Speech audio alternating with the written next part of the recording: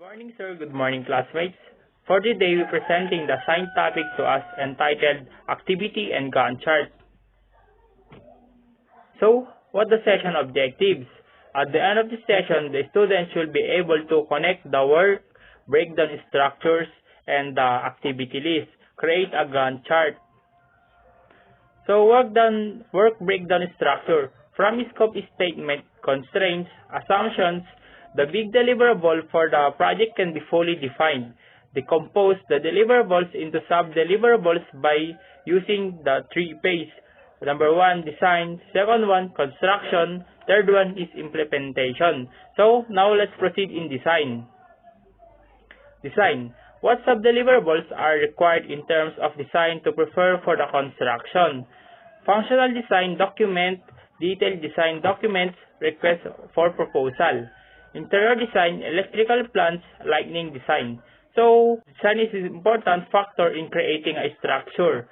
In terms of design to prepare for the construction, kumbaga ito yung pinaka-importante at unang-unang kailangan gawin kasi dahil sa pamamagitan ng design is nabivisualize mo na kung ano yung possible outcome ng structure mo.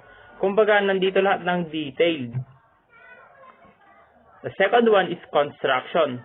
What sub-deliverables to be made to contribute to the overall delivery?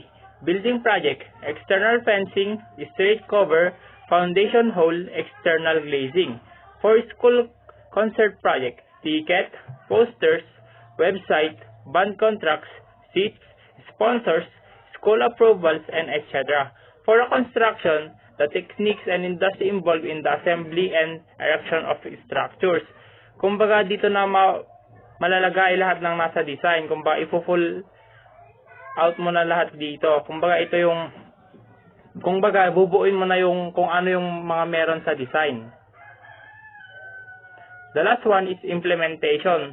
What sub-deliverables to be made to manage transition, communication, and execute rollout.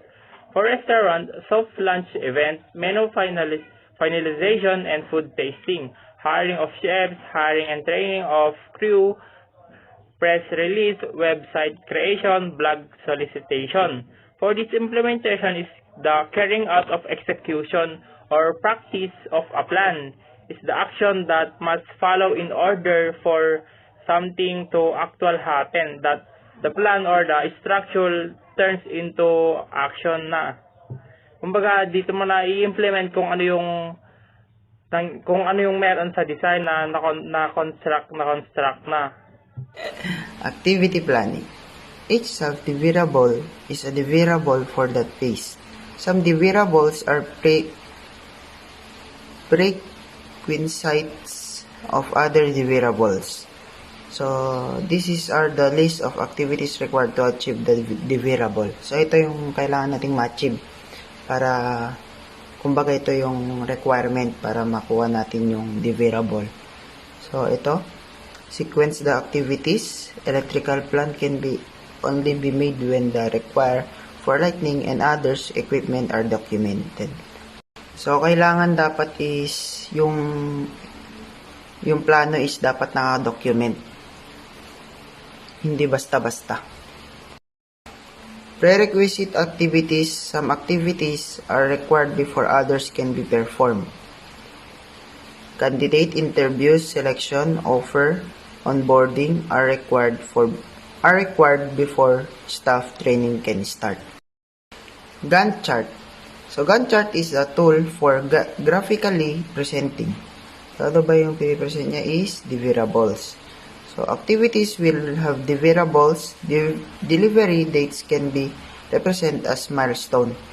Example of deliverable. So, ito yung mga example is detailed design document, project plan, test criteria, summary of test results, communication templates.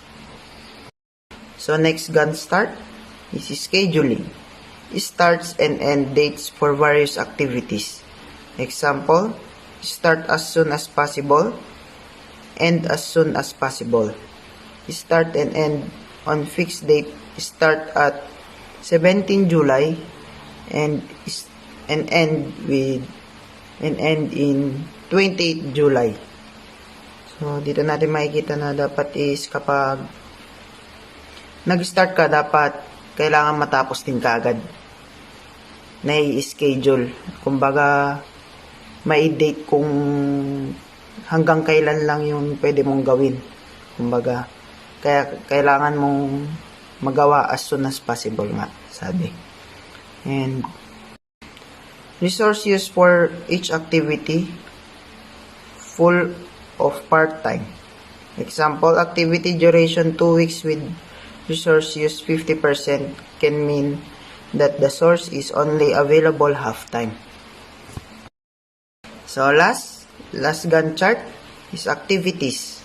For each large deliverable, one can have preparatory activities, design task, execution, review, testing, implementation. So dito sa activities is nagkakaroon tayo ng malaking deliverable na kayang gawin yung mga activities and design tasks para ma-execute yung mga, dito rin ginagawa yung kung paano i-execute yung planning yung ginagawa nila. And example of activities, prepare project plan, di ba? Prepare sila sa project plan nila and validate project plan, get approval, create process maps, and get approval for process maps. So dito, Gantt chart is a tool for graphically presenting schedule, activity sequencing. This is the process of identifying and documenting relationship among the project activities. A benefit of this process is that it identifies a logical sequence of work, which in turn will help the project work more efficiently. Let's look at an example of activity sequencing. Activities 1, 2, and 3 can start at the same time. Prerequisite for activity 4 is activity 2. Prerequisites for activity 5 are activities 1, 3, and 4. This is the critical part of activity sequencing. Sa halimbawang ito, ang mga activity na may kulay dilaw na 3 at 5 ay bumubuo sa critical path. Ang mga activity 1 at 5 ay mas maikli kaysa sa napiling critical path. Ang mga activity 2, 4, at 5 ay mas maikli din. Lead. Activity 2 can start a few days before activity 1 ends, near concurrent. Next activity can start as soon as the first part of the prerequisite activity has started. Example: program specification reviewed process can start as soon as the first program specs are completed. Does not have to wait for all aspects to be completed. Gantt chart is a tool for graphical presenting, scheduling. Logged activity 2 can only start 10 days after the end of activity 1 gap. Next activity can only start several days after the completion of the prerequisite activity started. Example: the concert will be held on a defined date. Prerequisite activities should be completed at least a few days before. Individual activity reasonability check can visualize reasonability of time statement for each activity and for groups of activities for an intermediate deliverable. Example: allocating only 1 day for approval of multiple stakeholders is not reasonable. More important is the overall duration reasonability check. Example: project to develop a mid-size application taking 12 months is too long. Review the critical path. And as you can see in the left side, we have activity description, start and end date, resource doing the work, And the right side, we have graphical view of activity period, resource name, lines to show critical path, and the milestone. A Gantt chart created using Microsoft Power Project. Note the critical path is in red. The slack in the black lines connected to non-critical activities. Since the Saturday and Sunday are not work days, and thus include from the schedule, some bars on the Gantt chart are no longer cut through a weekends. So dito sa project, periods, short projects 3 to 4 weeks days. Mid-size project 3 months weeks. So yan yung tinuturo niya. And large project 6 to 12 months. High level activities presented in months. Next level activities presented in weeks. Work breakdown structure, WBS, contain deliverable and non-deliverables for such phase. Multiple activities to plan, design, construct each deliverable. Gantt chart, contain deliverables, show activities, schedule of activities, sequence of activities, critical path, lead, and the lag between prerequisite activities.